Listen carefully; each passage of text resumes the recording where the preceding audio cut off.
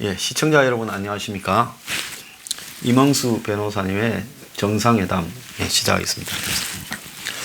저희들이 매주 이 2부에서는 일요일 날은 한국의 역사에서 좀 반추해봐야 될 그런 지금 이 과거 동구권이라고 부르는 동유럽의 상황들을 좀 정리하고 있지 않습니까? 그렇습니다. 그러니까 이 동유럽이라는 게 항상 서쪽의 강대국가, 당시에 독일이 강대했을 때는 독일, 그 이전에는 또 오스트리아, 합스부르크 왕국, 그리고 또 더 나아가서는 러시아 제국 이 사이에 끼어서 나중에는 소련에 끼어서 항상 찢어 발기어지면서 자기 나라의 이 수명이 제대로 유지되지 못했어요. 그래서 이제 전쟁에서 강대국이 하나 지면 조금 독립했다가 또 강대국이 다시 또 이 번성해지면 나라 이 국권을 뺏기고 그래서 이 나라들이 근세에서 제대로 국가로서 지금 아주 위태롭게 현재도 위태롭게 존재하고 있어요. 우리가 이야기했던 나라가 처음에 체코 했죠. 그 다음에 루마니아 했죠. 그 다음에 폴란드 했죠. 이 나라들이 다 위태롭습니다. 자, 그래서 오늘 내전이 진행되고 있고 얼마 전에 이 코미디언이 젤렌스키라는 근데 이 사람이 이 러시아 계통의 유대인 출신이에요. 아, 그렇습니까? 예. 그러니까 이 사람 스스로가 또 러시아어를 또 그러기 때문에 이게 상당히 복잡하다. 예, 그런데 이제 자신에 대한 그런 우려들을 생각을 했는지요. 이 사람이 이제 오늘 보면 러시아가 지금 동부에 그 두 개 주 드네프르가 그리고 하나는 루안스크 이 두 개 주를 사실상 점령하고 나머지 한 두 개 주도 조금씩 점령해가 있어요. 그러니까 러시아에 붙어 있는 우크라이나 제일 동쪽에 있는 지역. 아무래도 러시아와 우크라이나 경계가 과거 구소련을 겪고 또 사실은 이 두 나라가 역사적으로 구별하기가 좀 어렵지 않습니까? 그러다 보니까 좀 뒤섞여서 있고 언어적으로도 우크라이나하고 러시아가 크게 또 차이는 없지만은 또 러시아어 구별은 되는 모양이에요. 그런 모양입니다. 그러니까 이제 그렇게 하니까 또 이 코미디언이 아마 자기 정체성을 대통령이 된 사람이 확실하게 하기 위해서 러시아에 고통받는 사람이 원하면 우크라이나 시민권을 주겠다. 그러면서 이제 우크라이나어를 90%를 쓰도록 하겠다. 이런 거를 밀어붙이고 있는 모양이에요. 그래서 그 우크라이나에 대해서 좀 이렇게 이야기를 해 보시죠.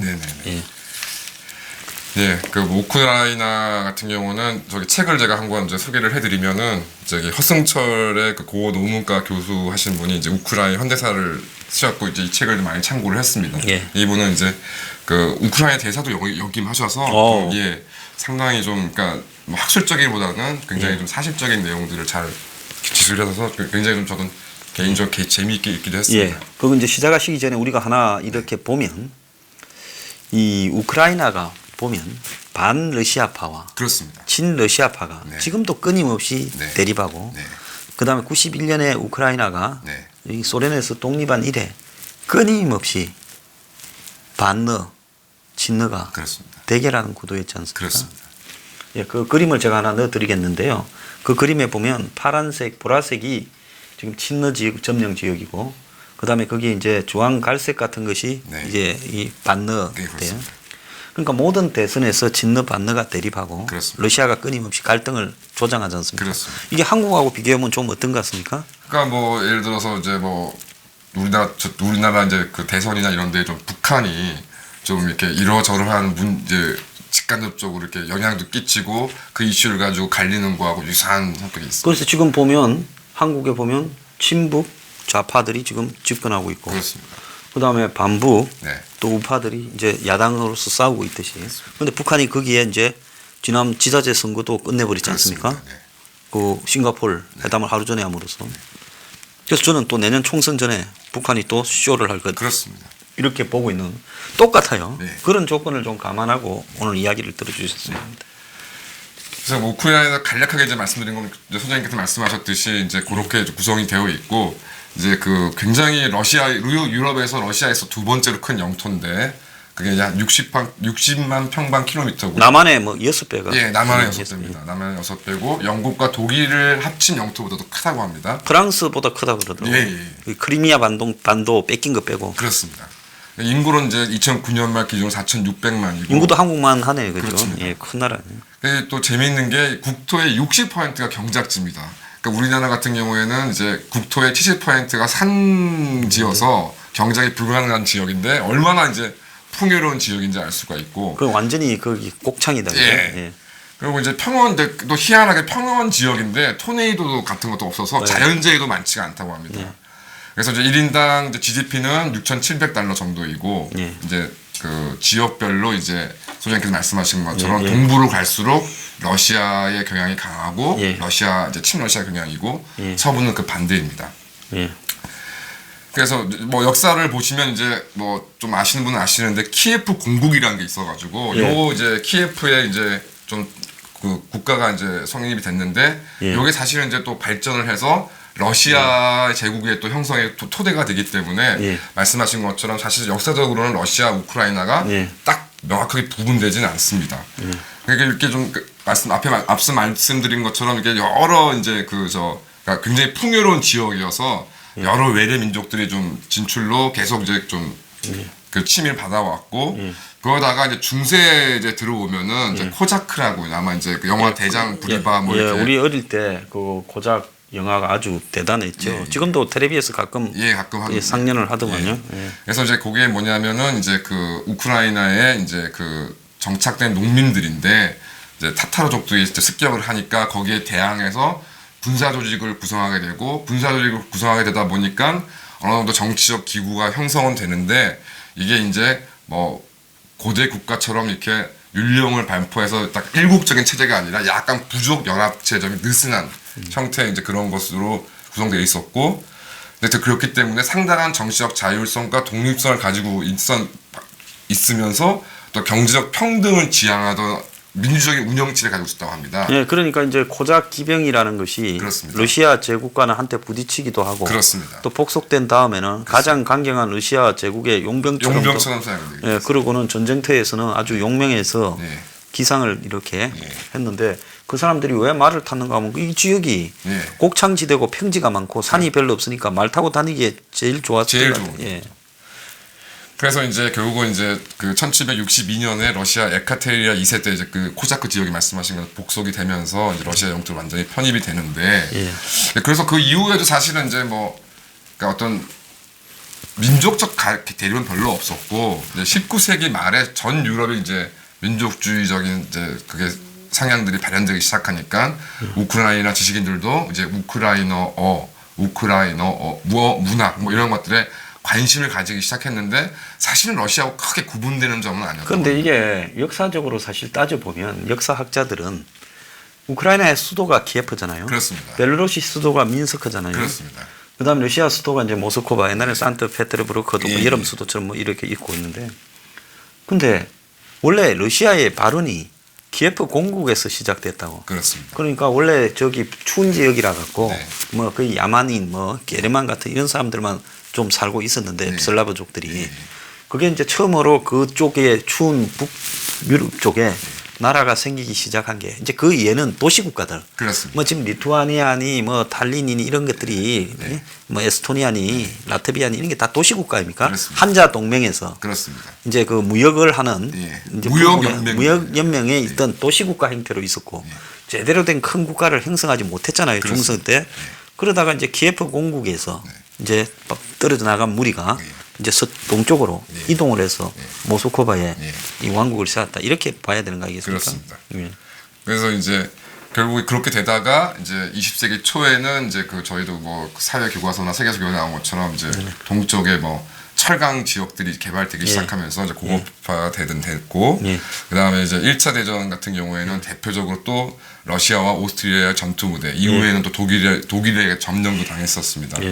그러다가 이제 결국 이제 볼셰비키 혁명이 되니까 자연스럽게 우크라이나도 이제 볼셰비키 세력이 이제 여러 가지 뭐 합법적 폭력적 수단을 통해서 우크라이나 장악해 나가고 이제 끝내는 1922년 12월에 소비에트 연방에 편입이 됩니다. 그러니까 지금 19세기에서 20세기로 올 때 1차 대전에서 이제 러시아하고 네.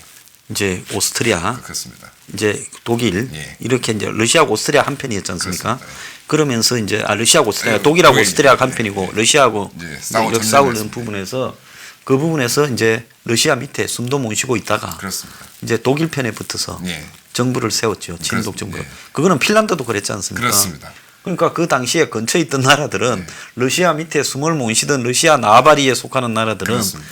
이제 러시아에 이제 독일하고 1, 2차 대전이 될 때 1차 대전이나 2차 대전에서 독일 편에 붙어서 네. 싸우면서 네. 비로소 이제 나라를 좀 세우고 이렇게 한 그 예죠, 그죠? 그래서 그러다가 이제 그 러시아가 공산화 돼버렸잖아요. 1차 그렇습니다. 대전 말에 네. 소련이 생겨버리고 그리고 이제 독일은 1차 대전에서 패배하니까 그렇습니다. 이제 소련이 이것들이 감히 네. 러시아 편에 붙어가 나라를 세워 네. 너는 우리 식민지야 마 하고 그냥 소비에트 연방시켜서 장악해버린 거 아니겠습니까? 그렇습니다. 예. 그렇게 되는 선생님 말씀대로 이제 그래서 소련에 의해서 이제 아시다시피 이제 특히 스탈린 시대에 이제 근대화, 그 농업을 철저하게 희생을 했던 것이면서 공업화도 병행을 했습니다. 그러는 와중에 이제 집단 농장화 등으로 인해서 33년에 대기근으로 약 300만 명이 아사를 했는데 이 곡창지대에서 어떻게 이런 일이 벌어졌을까요? 그러니까 이제 다 뭐 여러 가지 얘기들을 하지만 그래서 뭐 소련 같은 경우에는 공식적으로는 이제 가뭄이 많이 들었다 뭐 이렇게 얘기를 하지만 이제 서구에서 특히 객관적으로 분석해 보니까 집단 농장화를 통해서 생산 동기가 떨어지니까 농업 생산량이 확 줄어들고 그것도 그나마 생산된 거는 이제 국가에서 강제로 수탈하니까 이제 그러니까 뭐 예전에 뭐 그 씨 감자 뭐 씨 종자까지 뺏어간다 뭐 이런 얘기가 있어요. 옛날에 그러니까 아일랜드가 그렇습니다. 이제 그 감자 기근으로 예. 굶어 죽었듯이 예. 똑같은 일이 생긴 거죠. 그러니까 이제 뭐 그때도 저 관련된 다큐를 보니까 1840년대 아일랜드에 그 어마어마한 사람들이 아사를 당하는데 예. 아일랜드에서 영국으로 끊임없이 농산물이 수출됐다. 예, 송출되니까. 예. 그래서 이제 스탈린의 집단함이 이제 이러한 민족주의 탄압에 반발이 일어나고 결국 이제 나치 동의를 해방자로 환영을 했습니다. 또 1차전과 똑같이. 그런데 이제 히틀러에게는 이제 그 나이트징에서도 제대로 나오는 그게 이제 우크라이나는 그 독일인들의 생활권 영역. 그래서 이제 독일인들이 거기 가서 이제 지배자로서 이제 살아야 되는 이제 그런 지역이라고 했기 때문에 뭐 우크라이나나 이런 여기에 있어서는 전혀 관심이 없었고 오로지 이제 수탈만 이제 했었던. 수탈만 했고. 근데 또 소련 지하에서 철저하게 기근에 시달리고 처벌받았던 사람들 중에는 그렇습니다. 소련군에 복속돼 있다가 독일이 오니까 예. 자발적으로 무기를 던지고 독일군으로 가서 그렇습니다. 그래서 그 사람들이 이 자유 러시아 군이라고 네. 만들었어요. 맞습니다. 그래서 블라소프라고 해서 이제 항복한 장군까지 예. 이렇게 해서 예. 독자적으로 군대를 이끌고 독일 편에 서서 예. 소련하고 싸웠는데 네. 그 중에 상당수가 과거에 이 적백 그렇습니다. 러시아 한제 때 예. 이 백분 쪽에 있었거나 그렇습니다. 안 그러면 우크라이나의 상층부에 있다가 그렇습니다. 러시아에 탄압받다가 숙청당하고 이런 사람들이 한해져서 독일을 편에 서서 러시아에 복수하려고 이랬어요. 그렇습니다. 그런데 여기에 또 재밌는 게 하나 보면 영화 디파이언스라고 다니엘 크레이그가 나왔던 영화가 한 10년 전에 있었습니다. 네네. 저도 그 영화 봤는데 네. 그때 이제 독일의 학정에 시달리던 우크라이나 사람들이 유대인하고 네. 이제 숲속에 숨어가지고 독일군을 상대로 게릴라전 벌이는 영화지 않습니까? 네, 네. 디파이언스 저항이라는 뜻이겠죠. 예. 그래서 어쨌든 이제 그 독서전에서 이제 결국 또 독서전에서의 주요한 무대가 또 우크라이나 전쟁을 여기서 다 했죠. 여기서 다 했습니다. 그리고 사실은 러시아 쪽에는 모스크바 입구, 예. 그다음에 산트페르트르부르크 예. 입구, 뭐 예. 스탈린그라드 정도지. 예. 거의 80%의 전쟁은 우크라이나에서 다 거의 다 벌어지고 왔다 했다고 갔다. 무방합니다. 예. 그래서 엄청난 피해를 받게 됐고 이제 말씀하신 것처럼 이제 독일군한테도 핍박을 당했지만 소련 특히 스탈린에 대한 그 탄압을 너무 많이 받았기 때문에 1950년대 초까지도 반소 저항군이 게릴라식으로 활동을 했다고 합니다. 그 이게 무슨 이야기인가 하면 아마 전쟁터에 이제 무기가 많이 풀리고 그렇습니다. 이랬는데 그때 이제 이 독일의 좀 우호적인 입장을 가진 사람들은 전부 숙청당하고 죽이니까 그렇습니다. 게릴라전을 또 벌이면서 네. 끝까지 싸웠던 것 같아요. 어쨌든 근데 이제 이태전이 끝나고 이제 우크라이나가 워낙 자원, 뭐 농업, 공업에 관한 자원이 풍부하다 보니 또 여기에 또 스탈린이 그래도 핵심적인 지역을 전후 복구를 했고, 근데 요런 과정 속에서 오히려 이제 그 우크라이나 내부적으로는 이제 오히려 민족적 열정이 형성되고 강화되는 이제 그런 시점을 맞게 됩니다. 그다음에 스탈린 사후에는 이제 후르시초프, 이제 이후에 집권한 사람이 후르시초프, 그다음에 그 다음에 이제 브레즈네프인데 공교롭게도 이 두 사람 모두 다 우크라이나 공산당 뭐 서기를 맡은 등등으로 해가지고 거기서 정치적 성장했다고 합니다. 그러다 보니까 이제 이 사람들이 이제 우크라이나는 이제 소련의 완전한 영토다. 그래서 생각을 했는지 나름 이제 특혜를 베풀어 주었고 그 대표적인 게 1954년 2월에 이제 크림 반도는 이제 그 세바스토폴로 유명한 크림 반도에서 그 러시아 뭐 소련의 흑해함대의 아주 핵심 기지인데 이 지역은 당연히 다 예전에는 러시아 뭐 소련 시절에는 이제 소련의 직할 영토였는데 이거를 우크라이나한테 양도를 해줍니다. 그러니까 이제 당시에 그 후르시초프 입장에서는 우크라이나의 영역 안에 있던 그렇습니다. 당시에 이제 소련 안에 그렇습니다. 러시아의 역의 영토처럼 돼 있던 거죠. 그렇죠. 아무 다 전체는 소련으로 통제를 하지만 물론 나름대로 이제 자치나 이런 거를 볼 때 불편하니까. 그렇습니다. 그러니까 이 가장 중요한 이 유서 깊은 도시 뭡니까 그 세바스토폴 크림 반도 예, 그것만 그 항구 도시만 우리가 직접 특활을 하고 나머지 반도는 너네들이 관할을 하라 그렇습니다. 하고 이제 준 거죠. 그렇습니다. 그런데 왜 저게 크림 반도가 독특한 위치에 있었는가 생각을 해보니까 그 크림 반도 지역이 이 러시아 황실의 역대 그 휴양지로. 그렇습니다. 그 얄타도 전번에 거기 휴양지라고 여름 궁전이 있었잖아요. 그렇습니다. 그러니까 그 근처가 좀 러시아에서는 보기 드물게 다른 나라 같은 그렇습니다. 경치가 나타나는 따뜻하고 경치 좋고 이 뭐 해수욕도 여름에 하고 그리고 또 항구도 밖으로 나가는 이 얼지 않는 항구도 있고 하니까 저거는 우리가 이제 하자고 러시아가 직접 챙겼던 땅이니까 그게 섬처럼 러시아 영토로 있었던 거예요. 그렇습니다. 그러던 가운데 이제 1986년에 그 유명한 이제 체르노빌 원전 사고가 생기고 여기서 이제 나중에 영향을 좀 주게 되는데 이제 반핵 여론이 형성되고 그다음에 이제 이것은 결국 냉전 후에 핵무기 포기 여론에 큰 영향을 주었다고 합니다. 어쨌든 이제 이런 포갑적인 소련 체제에서 역설적으로 이제 우크라이나에서의 정체성이 형성되기 시작하는데 결국 이제 그 옛날이지만 1991년에 특히 이제 그 뭐 소련의 반동파 이제 고르바초프나 이제 일친을 제거하기 위한 반동파 쿠데타가 일어나게 됐는데 이 흐름 속에서 이제 우크라이나 의회가 1991년 8월 24일 날 독립선언을 하게 되고 이제 같은 해 12월 1일 날 국민 투표를 해가지고 84% 투표에 90.3%의 찬성으로 국민 투표를 의결하게 됩니다. 근데 이거는 반러시아라기보다는 아마 공산 체제에 반대하는 흐름 때문에 이렇게 우크라이나를 독립하자는 것에 됐던 것이고 당시 이제 그 우크라이나 공산당 책임자였던 크라프추크가 초대 대통령으로 선출되고 그러니까 자연스럽게 그냥 독립을 해가는 무슨 시민의 저항이 일어나서 하는 게 아니라 러시아가 무너지니 이제 우리도 우리나라를 하자. 그게 훨씬 편하죠. 자치국의 수반보다는 그러니까 그렇게 된 뭐 거죠. 이제 쉽게 말씀드려서 다 이제 우크라이나는 먹을 것도 많고 지하자원도 많고 공업도 있으니까 그리고 무기도 소련이 남기고 간 거 우리가 차지만 해도 무기도 빵빵하니까 그냥 쉽게 생각한 것 같습니다. 근데 이제 이게 이제 계속적으로 문제가 이제 제기되는 것이죠. 그래서 이제 문제가 됐던 것이 이제 핵전력으로 당시 세계 3위였는데 이런 문제 때문에 사실은 미국의 부시 대통령은 이제 그 우크라이나 독립에 비우호적인 태도를 보였다고 합니다. 자, 핵전력이 3위인 이유가요.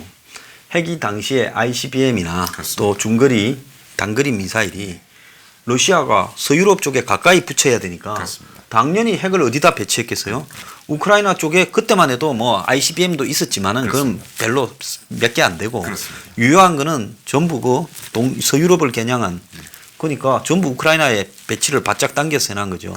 그리고 또 항구가 또 흑해 항구가 있으니까 잠수함 기지도 또 거기에 있고 그러다 보니까 핵무기가 대부분 여기다 있습니다.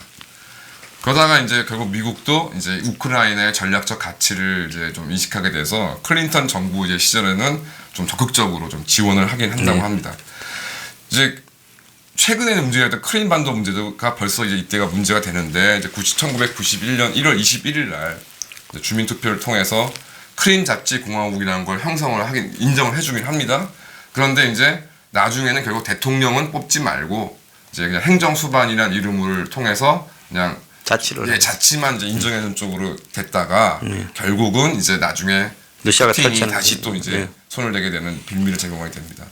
그래서 이제 결국 이제 말씀하신 것은 세바스토폴이라는 이제 그 군항은 이제 러시아 관할 특별시가 되고 이제 흑해함대 규모도 상당했는데 이거 가지고 이제 설왕설래를 하다가 결국은 이제 쪼갠 거지. 좀 반반 쪼개는데 실질적으로는 이제 러시아가 지금도 우크라이나한테 큰 소리 치는 이제 천연가스 대금 이제 그걸로 상계를 하면서 결국 최종적으로는 이제 82대 18로 흑해함대를 분리하게 됩니다.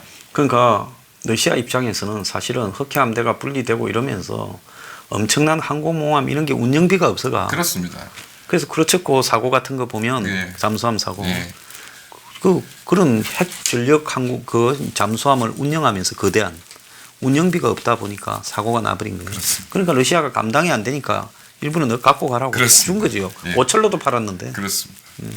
그래서 이제 비핵화 여기 좀 북한하고도 관련됐을 이제 문제인 건데 말씀드린 것처럼 체르노빌 원전 사고, 그다음에 핵 문제로 인한 러시아가 간섭할까 하는 우려, 그다음에 미국이 또 적극적으로 비핵화를 지원하다 보니까 이제 1990년 독립선언과 함께 비핵화 3원칙 이제 들이지도 않고 만들지도 않고 획득하지도 않는다.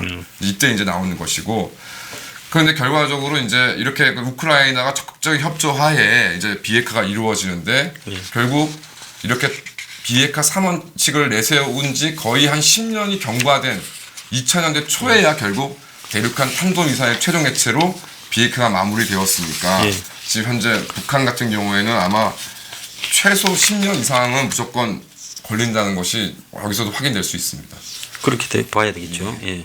그래서 이제 초인플레이션이 이제 일어나 그런데 경제적으로는 초인플레이션, 더디게 시장 개혁이 이루어지면서 이제 극심한 경제 불안이 됐는데 이게 이제 최근까지도 문제가 되고 있는 이제 올리가르키 이제 그 한번 과두 재벌이라고 해석을 그렇습니다. 하죠. 예. 올리가르키. 이게 이제 그러니까 우리나라 재벌하고도 다른 게 이제 이 사람들이 이제 이제 대기업도 가지고 있지만 직접적으로 정치적 영향을 행사하고 있고. 그게 왜 그런가 하면 러시아의 올리가르키라는 게 러시아뿐만 아니라 CIS 국가의 대체로 나타나는데 그렇습니다. 과거에 국가가 가지고 있던 대규모 이런 이 공업 자원이나 그렇습니다. 이런 상업 자본을 그렇습니다. 이 분할되면서 네. 또 국가가 이 공산 체제가 해체되면서 그렇습니다. 이 정권과 결탁한 그렇습니다. 그런 어떤 사람들에게 그 과거에 독점을 하던 부분이 그렇습니다. 한마디로 적산불화되는 것처럼 그렇습니다. 일제시대 때 던져줘 버린 거죠. 그렇습니다. 그러니까 내가 뭘 잘해서 일으킨 게 아니라 그렇습니다. 정치에 끈을 대거나 아니면 대리인으로서 그걸 관리해주는 정권과 결탁되면서 또 항상 올리가리히는 뒤로 뇌물하고 연결되거든요. 그렇습니다. 권력을 끼야 올리가리히가 되니까. 그렇습니다. 그래서 푸틴이 되고 난 뒤에 제일 먼저 처리한 게 그 올리가리히를 그렇습니다. 러시아에 다 날려버리고 깜빵에 집어넣고 그렇습니다. 가스니 원자력이니 뭐 오일이니 다 뺏어버렸지 않습니까? 예. 그래서 이제 그 1994년도에 이제 처음 이제 선거가 벌어지게 되는데 이제 무소속 소수 정당이 다수였고 특히 이제 특이한 점은 전체 의원의 20%가 현직 정부 관료였다. 그러니까 이제 얼마만큼 정치와 출범부터 정치와 경제가 결탁되어 있었는지를 알 수가 있습니다. 그러니까 쿠치마 이후에 이제 크라프츠쿠 대통령 이후에 쿠치마 대통령이 이제 집권하게 되는데 그 쿠치마는 보면 그래도 역대 나타났던 온갖 뭐 좌우의 신년의 대통령보다는 이 시대가 조금 안정됐다고 평가를 받고 있더만요. 그러니까 예. 본격적인 이제 시장 경제도 안정화가 되고 특히 이제 요 다음 대통령이 되는 유센코라는 사람이 요때 이제 국립은행장을 맡으면서 이제 인플레이션도 진정을 하고 민영화도 진전시키면서 굉장히 좀 인기를 얻었다고 합니다. 그 반면에 이번 대통령 선거에도 출마했던 티모세코라는 이제 율리아 티모센코라는 총리했던 여자이죠. 예. 이 여성은 처음에 출발은 이제 우크라이나 가장 큰 이권 중에 하나가 러시아에서 도입되는 천연가스관을 관리하고 또 이제 그 사용료를 받고 그게 독일까지 가니까 이제 그렇습니다. 사용료를 받고 또 이제 그 천연가스 자체 내에서 중개도 하는데 그 이권이 우크라이나 가장 큰 이권인데 그 이권에 관계된 사람이 율리아 티모센코였습니다. 그러다가 이제 1997년에 러시아가 이제 기억나시겠지만 모라토리움을 선언하면서 우크라이나도 직접적 영향을 받게 돼서 이제 외환이 폭락이 되고 이제 하면서 경제적인 혼란이 이제 가중되다가 그래도 이제 앞서 말씀드린 것처럼 클린턴 정부 때는 우크라이나의 전략적 가치를 인정해서 굉장히 좀 경제적으로 지원을 많이 해주면서 어느 정도 극복을 하게 됩니다. 그런데 정치적으로 이제 점점 좀 혼란스러워지기 시작하는데요. 1999년 대선에는 이제 우파 성향의 초르노빌이라는 후보가 암살당하게 되고 그 이후에 결국은 그 이후에도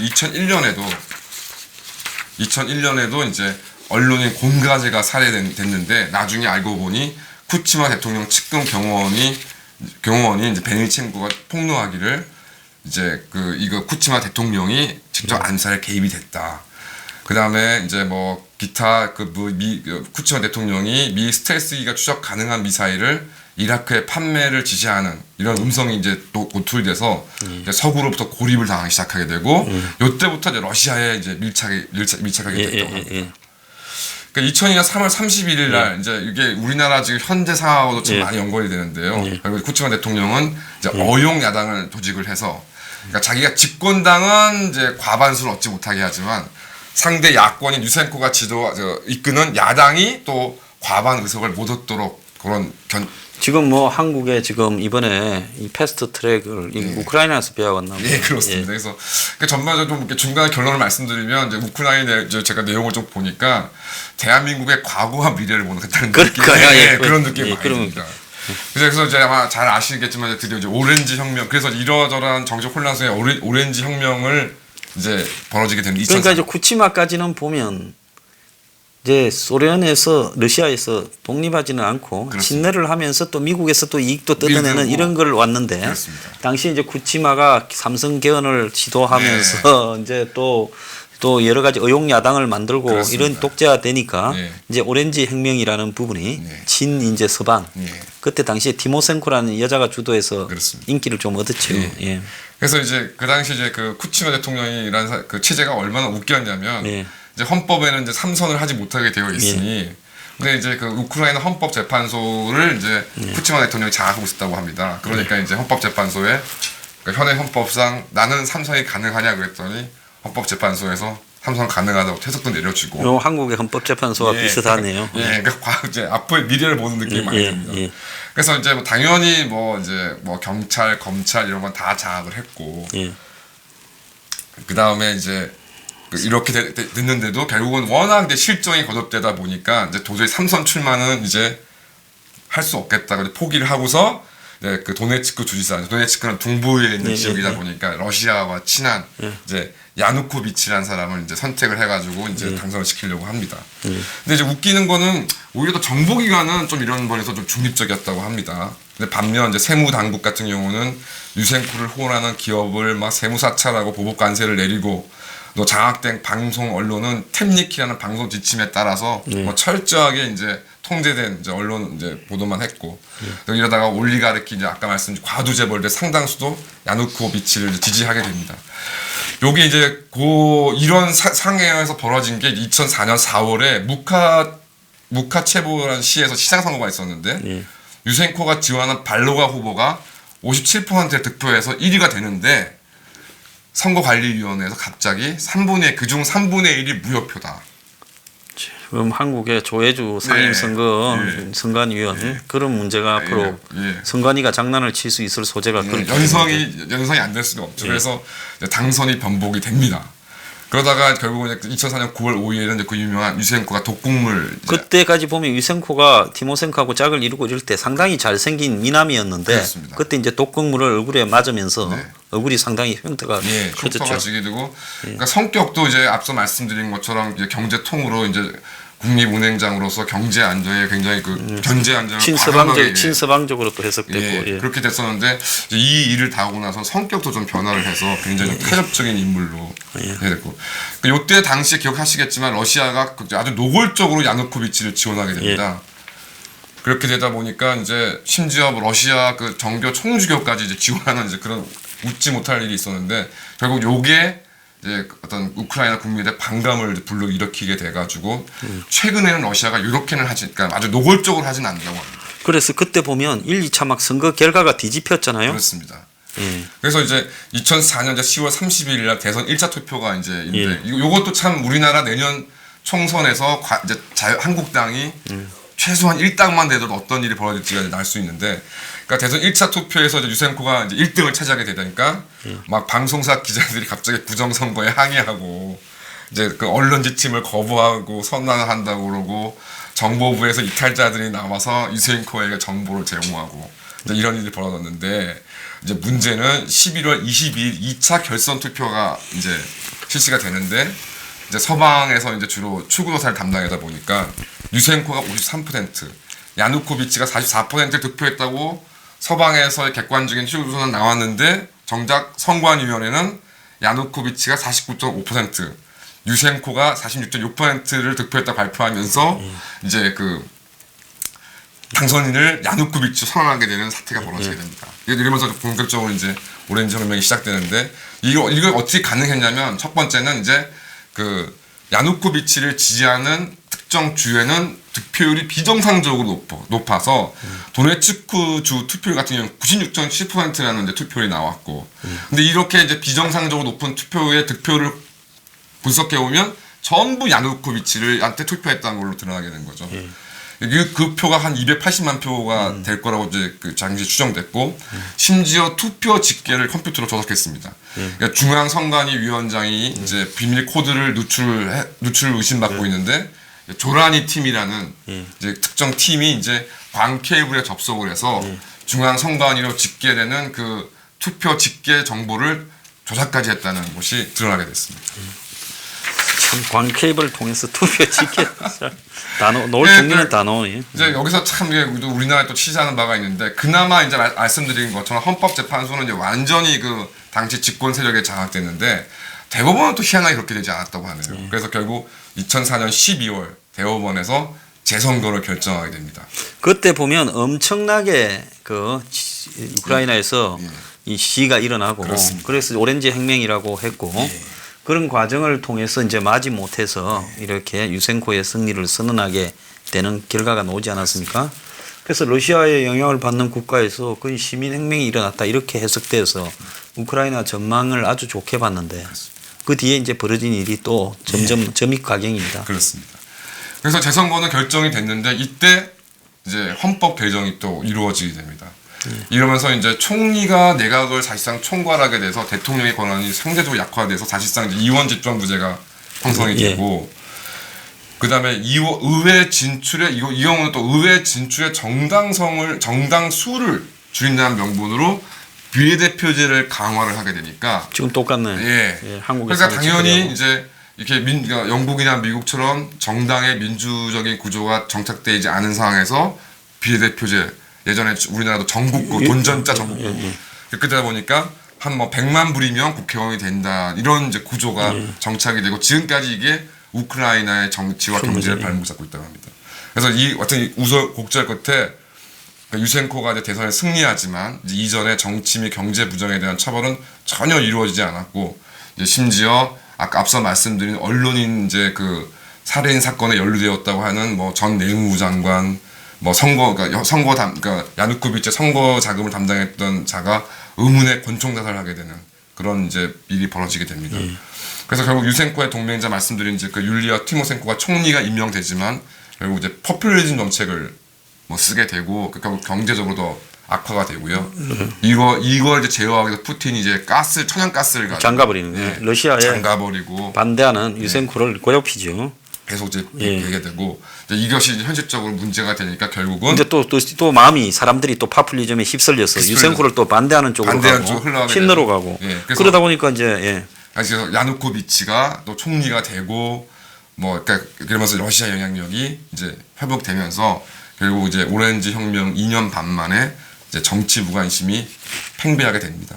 자, 그러면서 이제 그 뒤에 경제가 굉장히 이제 분열되고, 나라도 이렇게 분열돼서 뭐 거리에서 총격전도 벌어지고, 그렇습니다. 친러 반러 싸움이 이제 완전히 재현되지 그렇습니다. 않았습니까? 그런 차에 이제 2008년 글로벌 금융위기, 이 경우에는 이제 미국이 또 어려웠고, 또 아시는 것처럼 오바마 대통령 같은 경우는 사실상 도립주 정책을 폈기 때문에 우크라이나를 방치하게 되는 와중에서 결국 2010년 대선에서는 이제 러시아가 간접적으로 좀 이렇게 개입하는 상황에서 야누코비치가 당선이 되고, 그러니까 이제 야누코비치가 친는데, 그렇습니다. 그 사람이 이제 2004년에는 이제 부정선거를 하고도 졌다가 그런 놈이 추방되는 게 아니라 또 살아나서 그렇습니다. 이제 대통령이 된 거예요. 그렇습니다.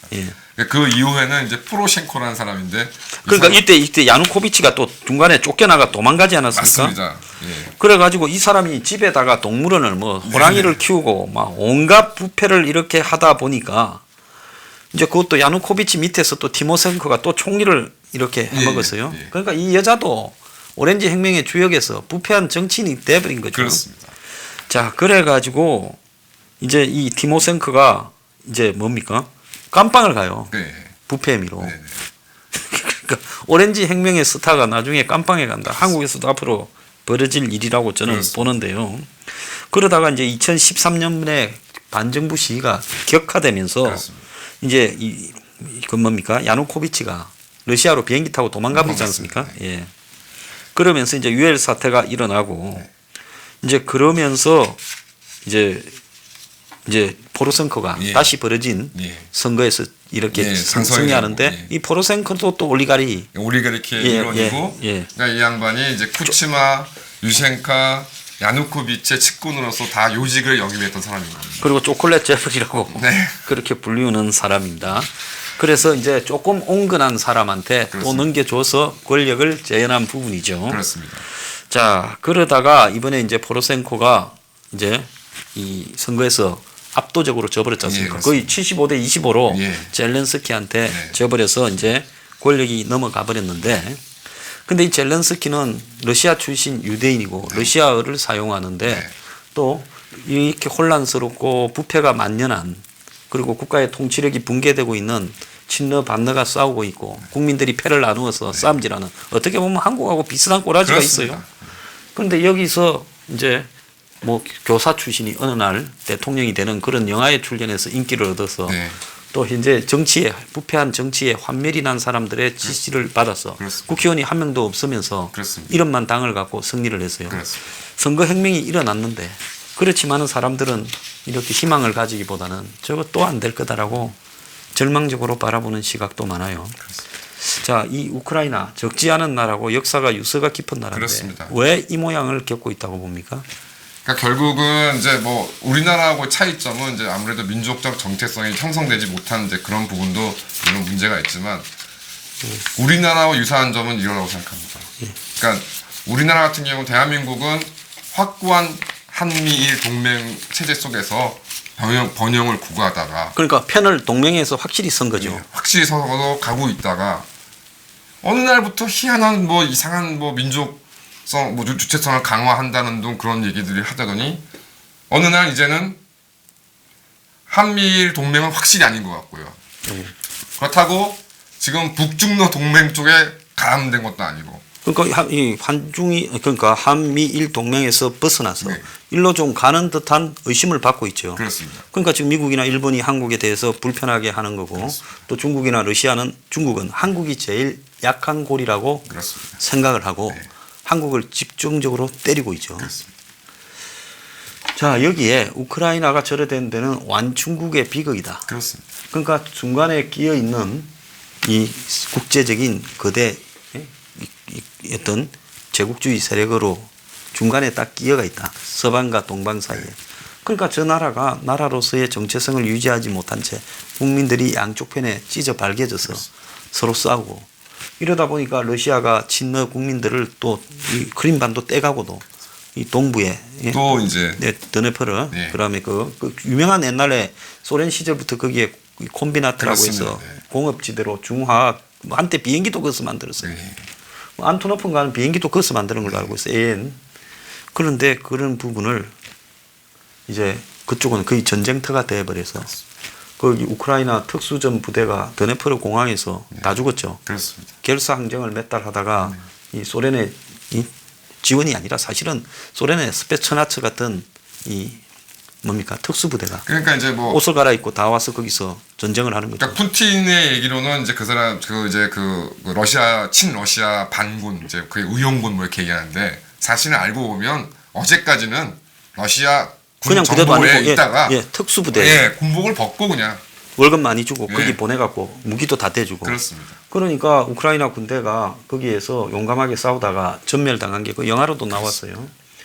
자, 그렇게 지금 하면서 동부 지역은 지금 2개 주에다가 일부 또 한 2개 주에 약간씩이 거의 점령대가 있고, 그래서 우크라이나가 그야말로 휴전선 상태를 유지하고 있고 지금도 전투가 간간히 벌어지고 있는 그런 상황입니다. 그러니까 이 나라 꼬라지가 크림 반도를 눈 뜨고 뺏기고 동부는 거의 통치력이 미치지 그렇습니다. 않고 국민들은 쌈박질을 하면서 그렇습니다. 친러 만러를 하고 있고 그렇습니다. 그러다가 이제 환멸을 느껴서 새로운 인물을 뽑았지만은 이 복잡한 나라에서 그렇습니다. 그러니까 먹을 거 걱정 없고 공업이 소련 국가에서 제일 발달한 나라가 지금 국민 소득이 유럽에 위치하고 있는데도 그렇습니다. 6, 7천 불밖에 안 되고 그렇습니다. 그리고 이 나라의 여자들은 전 유럽에 다 나가서 이 술집에 가면 전부 우크라이나 미인이에요. 여자들도 이쁘다고 소문났지 않습니까? 네. 그리고 남자들은 전부 영화에 보면 갱들은 그렇습니다. 다 우크라이나 사람들이에요. 그리고 국가의 모든 돈 되는 거는 올리가리들이 다 잡고 있고 나라 꼬라지가 그래 됐는데 이 지금 저 나라가 민주주의가 파괴되는 모양을 보면 한국에서 많이 배워온 것 같아요. 그렇습니다. 선관위 장악하고 헌법재판소 네, 이러고 예? 그죠? 네. 또 의용 야당 만들고 그렇습니다. 선거법 고치고 네. 자 한국도 앞으로 지금 한번 보세요. 동맹 사이에 끼어 있어요. 그렇지 않습니까? 그렇습니다. 서방과 그다음에 이 북중러 이 전체주의 국가들 동맹 사이에 그런데 한국은 지금 정체성을 상실하고 이 서방 동맹에서 나와서 전체주의 동맹으로 가려고 지금 정권이 안달을 치잖아요. 그런데 국민들 상당수도 또 그걸 지지하고 있어요. 그렇습니다. 반일 반미로요. 네. 자, 그래서 쌈박질이 지금 벌어지고 있습니다. 그렇습니다. 어젯밤에도 쌈박질을 했고. 네. 자, 앞으로 선거가 정상으로 진행이 될지 국가의 민주주의 운영이 한국에서 제대로 될지 그렇습니다. 그리고 이 지금 동맹 관계가 언제 얼마나 더 유지될지 그렇습니다. 전쟁 안 차리면 정신 안 차리면 우크라이나 짝이 나기 십상이죠. 내년 4월 총선이 뭐 제일 중요한 분기점이 될 거라고 생각하고 있습니다. 저도. 예. 그러니까 그거는 뭐 현실도 다가오고 있고 그다음에 저번에도 이제 말씀드렸지만 또 폴란드란 나라도 나름 정말 민족적 주체성이라던가 이런 거에 둘째가라면 서러워할 나라고 민족인데 지금 그 폴란드는 하여튼 뭐 어떤 조건이든 좋으니 미군 좀 와달라고 아주 애걸복걸을 하고 사조 내겠다. 예. 몇천 명만 보내달라. 예. 왜 그러고 있을까? 왜? 그런데 지금 우리나라는 정말 미국 그 젊은이들이 5만 명을 정말 우리가 제대로 요구한 적도 없으니 희생도 했고 지금 수십 년 동안 지금 미군이 주둔하면서 우리의 안전을 같이 이제 지켜줬는데 그게 뭐 1조가 많이 정리하고 그렇습니다. 앉았고 그다음에 여기 중요한 거는 정말 앞으로 우크라이나처럼 될 수 있다라는 부분을 해야 되는 거는 고민해야 되는 거는 한국의 지도층들이 그렇습니다. 한국의 또 상류층들이 지금 한국이 처하고 있는 지정학적인 위치 이런 부분에 대해서 자각을 하지 못하고 있다는 거죠. 자, 우리가 지금 이 동유럽을 쭉 분석하고 있는데요. 그 이유가요. 외국에 보면 우리와 유사한 역사를 가진 나라에 다 답이 나와 있지 않습니까? 그렇습니다. 그래서 동맹을 명확하게 선택하지 못한 나라는 지금 우크라이나의 제일 비극은 국민들부터가 동쪽으로 가야 될지 서쪽으로 가야 될지 결정을 못 내리고 있어요. 그렇습니다. 저런 나라가 일찍 동쪽이든 서쪽이든 기울었어야 되는데 그러니까 미국이 우크라이나를 도와주려다가 발을 빼고 그렇습니다. 도와주려다가 발을 빼고 심지어 지금 이 트럼프 정권에서는 우크라이나는 러시아 나발이다. 그렇습니다. 우리가 거기는 아무리 해봤자 안 된다. 그렇습니다. 돈 쓰지 말자. 그렇습니다. 좀 이렇게 있고 그 동맹군하고 싸우는데 동맹군이 아니라 반군하고 그렇습니다. 무기 좀 지원을 해주라는데 미국이 거의 잘 안 주잖아요. 그렇습니다. 우크라이나 정부에 지금 그런 상황입니다. 자 마지막으로 한 말씀만 하고 끝내죠. 그러니까 이제 이번에 최근에 이제 일본에 이제 뭐죠 고유 명사처럼 쓰겠습니다. 덴노가 이제 바뀌지 않습니까? 예. 그래서 이제 제가 일본 전문가는 아닌데 이제 곧 전임이 될 아키히토 덴노가 그렇게 이제 한국을 방문하고 싶다는 의사를 굉장히 많이 가지는 것으로 제가 알고 있습니다. 왜냐면 사과하려고. 예. 그러니까 아키히토 덴노는 뭐 물론 헤이세이 시대에 대해서 뭐 일본도 굉장히 비판적이지만 어쨌든 아키히토 덴노 그 분 자체는 정말 일본의 과거사를 정리하기 위해서 거의 재위기간 내내 진짜 자기 아버지 소하고는 완전히 다른 면모를 보였죠. 다른 길을 걸어왔고 그 종지부를 꼭 이제 한국 방문을 통해서 이제 마무리 짓고 싶어하는 의사를 편력했는데 그거를 한국과 일본의 기득 정치 세력들이 원하지 않는 거죠. 그래서요. 이게 정치의 본질은 국가와 민족은 어디로 가는지는 알 바 없이 자신들의 이해관계 속에서 나라의 운명을 거의 마음대로 끌고 갑니다. 그런데 이게 두세 번 누적되면 눈 떠보면 어느 나라 맞습니다. 망해가 있습니다. 자, 한국 국민들 정말로 정신 차려야 됩니다. 지금 미국과 일본 같은 동맹에서 벗어나서 그 아무것도 아닙니다. 위안부니 징용이니 하는 걸 가지고 한미일 삼각 안보 구도를 이거 넣어준다면요. 한국 같은 나라의 지도서를 놓고 한번 보세요. 위에와 밑에가 붙는 완충구. 그는 제발 넣어달라고 빌고 다녀야 되는데 이걸 스스로 빠지겠다고 하고 나가라고 하고 있습니다. 자, 복을 걷어찰 때는 망할 자신이 있기 때문에 그런 거 아니겠습니까? 오늘 마치겠습니다. 감사합니다.